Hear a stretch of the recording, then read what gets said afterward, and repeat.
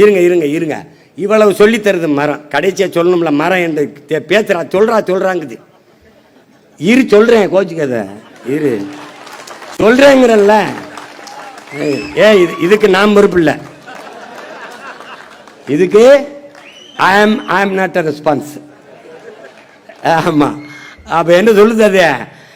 இது இது சொல்லுங்க, சொல்லிடுறேன். ஏண்டா நான் இவ்வளவு சொல்றேன், இவ்வளவு அறிவோடு பேசுறேன், உங்களுக்கு எல்லாம் தர்றேன்.